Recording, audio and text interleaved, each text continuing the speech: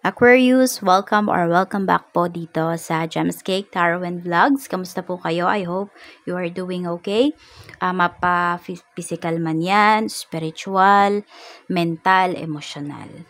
So, kung di pa po kayo nakasubscribe dito sa ating channel, subscribe na po kayo. And paklik na din po ng ating bell button para lagi kang updated every time na meron tayong uploads.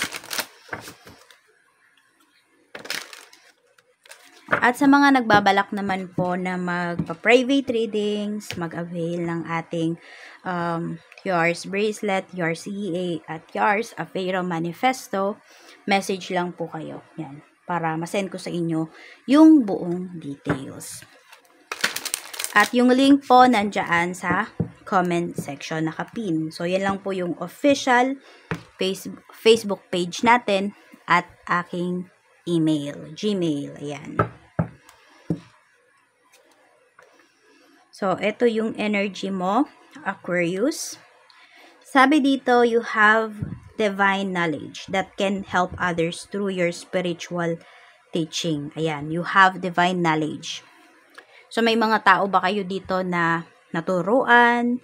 Merong mga tao dito na dumedepende po sa inyo pagdating sa mga guidance nila, or guide nila sa buhay, ganon. Or hindi nga lang sa buhay, yung pagiging spiritual. So, some of you, pwedeng may nag-guide po kayo rito. So, ano lang, medyo, huwag kayong maging masyadong vulnerable. Kasi may mga tao po dito na aabusuhin talaga yung, sabi natin, kabaitan po ninyo. Or yung mga ideas na makukuha nila sa inyo. Kaya mag-iingat po kayo. Yan, meron dito, yung mga sinasabi mo, diba, yung mga guide mo sa kanila, yung mga hinihingi nila na mga, mga, parang nagpapa-counsel sila sa'yo, ganun. Medyo mag-iingat ka. Meron kasi dyan, inaalam lang kung paano mo ba ginagawa, yung mga ginagawa mo. Yan. Hindi lang yan about being spiritual. Some of you, pwedeng kung meron kayong talent, ayan, may naiinggit sa'yo, inaalam, ay, paano niya kaya yun ginagawa? So, ayun, pwedeng may mga lalapit sa'yo dito. Kung may business kayo, yan, inaalam sino yung supplier ninyo. So, madami ditong tao na curious sa'yo, Aquarius, ngayong month. So, tignan natin, overall energy mo. We have the sun. So, very, very radiant, nagre-radiates. Ayun, nagre-radiates yung energy mo. No? We have the sun. Very positive yung energy mo ngayong month na to. We have Two of Cups. Uy, meron dito maraming amin ng feelings sa'yo. Okay? Pwedeng ito, hindi naman to romantic feelings. Oo, meron dito humahanga dahil nga sa skills mo, sa talent mo, ganyan, hinahangaan ka. Oo, para dun sa skills na meron ka. Pero meron din dito, aamin ng romantic feelings sa'yo. Meron din po rito na pwedeng may comeback na pinapakita eh. We have the devil. Kaya lang tignan nyo po kung tama ba na pabalikin mo pa yung taong to sa life mo. Kasi baka mamaya, curious na lang yan, kung ano ba nga yung ginagawa mo. Hindi na lang dahil sa may feeling siya sa'yo, hindi dahil sa kung tinuturing ka man niya na kung ano man yung relationship mo with that person. So, your thoughts? We have the Hanged Man. Okay? So, naiisip mo dito yung mga na-sacrifice mo eh. Hindi naman sa nagsisisi ka, no? Pero ayun, may mga naiisip ka rito. So, medyo, hindi ko naman masabi na magulo yung isipan mo. But, sabihin natin na nag-iisip ka talaga rito pagdating sa mga nangyari sa life mo in the past months. Parang nire-reassess mo. Tama ba yung ginawa mo or hindi? Yung mga ganyan. So, hindi ko masabi na meron ka ding peace of mind, pero hindi naman sobrang buhol-buhol ng isipan mo. Kaya mo pa rin mag-isip ng maayos. Your feelings, we have Three of Swords. So, nasaktan, meron dito nasaktan, broken-hearted. Meron din po Ayan. So, may disappointments din kayo rito. Maybe, hindi kayo na-disappoint sa ibang tao, na-disappoint kayo sa sarili ninyo kung paano ninyo hinandle yung mga bagay-bagay. So, pwedeng yan, hindi pa nangyayari. Mangyayari pa lang ngayong month na ito. Tignan natin energy ng mga taong madalas mong makasalumuha, makasama. So, unahin natin sa bahay. We have 7 of Wands. Laging may tutol dito. Could be relatives mo. Pwedeng isang compound kayo, ganyan. Laging may tutol dito sa lahat ng gagawin mo. O, parang may tao, pwedeng sa bahay nga. Kasama mo to sa bahay. Could be your parents. Asawa mo. Hindi ka hinahayaang mag-grow, ganyan.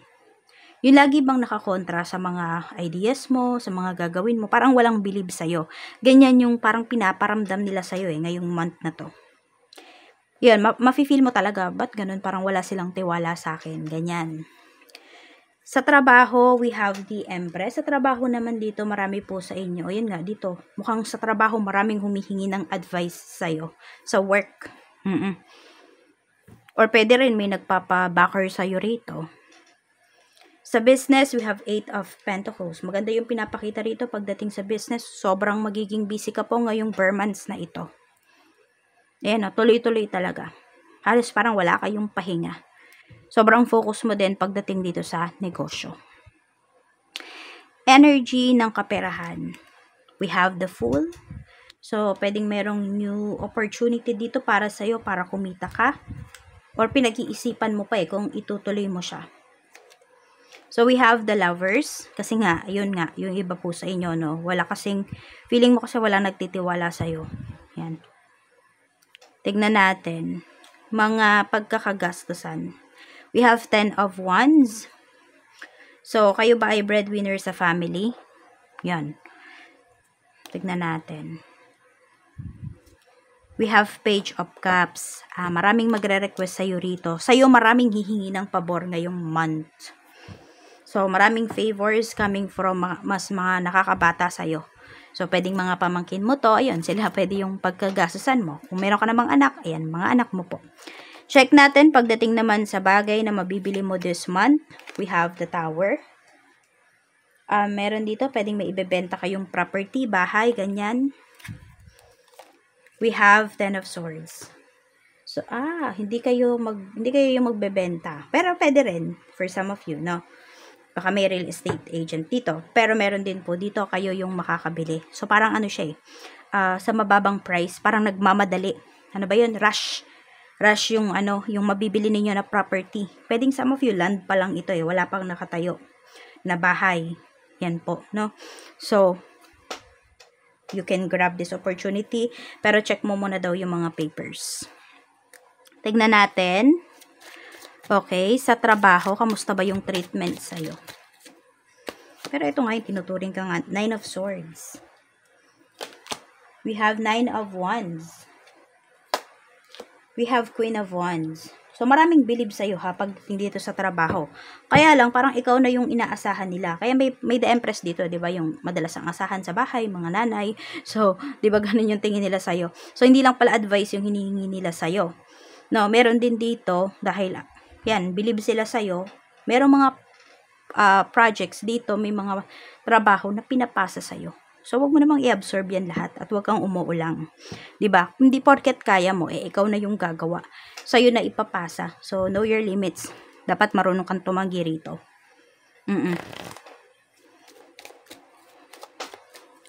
Sa business naman, okay, so, pinapakita nga dito, okay yung sales, 'di ba? So, tignan natin. Meron tayo ditong 6 of Swords pagdating ito sa supplier mo. So, okay naman po yung communication, okay naman yung relationship mo with your supplier. Sinasabi nga dito, sobrang tahimik. So, kung may mga tao dito na inaalam talaga kung sino yung supplier mo, ganito, ganyan, how you do your business, your strategies, walang makakalabas. Oo. Mag-iisip ng mag-iisip. Marami dito. Curious na curious sila.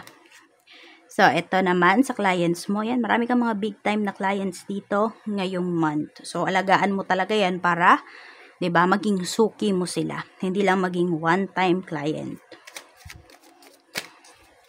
Tignan natin. Ano pa yung mensahe? Mensahe pa po natin, Spirit Guide.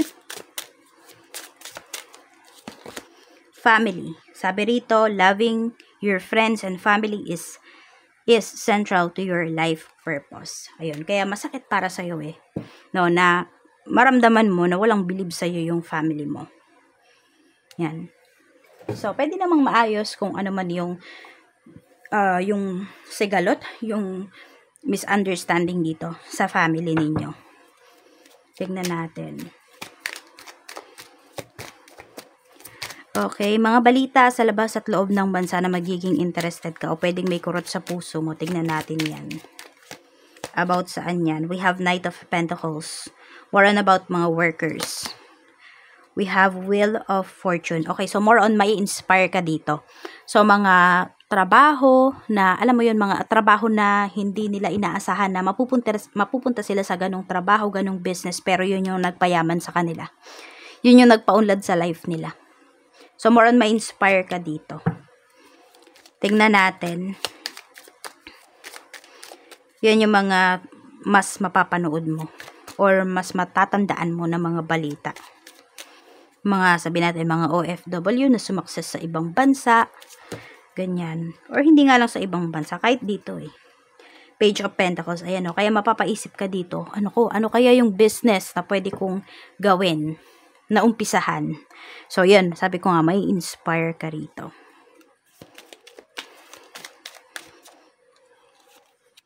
We have Queen of Swords. May isang babae dito na makakatulong sa'yo financially this month. Yan, pwedeng kaibigan mo to. Tignan natin, blessings or advice para sa'yo. Aquarius. Pwede nyo po palang panoorin yung inyong other signs ha. Kasi yung iba sa inyo, kung nagfo-focus lang kayo sa sun sa inyo, tas halos lahat ng pinanood yung mga tarot readers, hindi kayo naka-resonate. Baka hindi po talaga dapat sun sa inyong pinapanood nyo. Try nyo panoorin yung rising sa inyo. Pero mas maganda kung alam mo yung big three mo, sun, moon, and rising. So, we have food, we have eating. So, be mindful daw sa mga kinakain po ninyo. Baka may mga high blood dito. So, ayan, ingat-ingat lang. Maging mindful kayo sa inyong mga kinakain, mga ini-intake. So, we have, may nagda-diet ba rito? So, ayan po, So, makokontrol nyo na. Self-control. Ayan, discipline. Magiging disiplinado po kayo ngayong month na to. We have party. Ayun nga.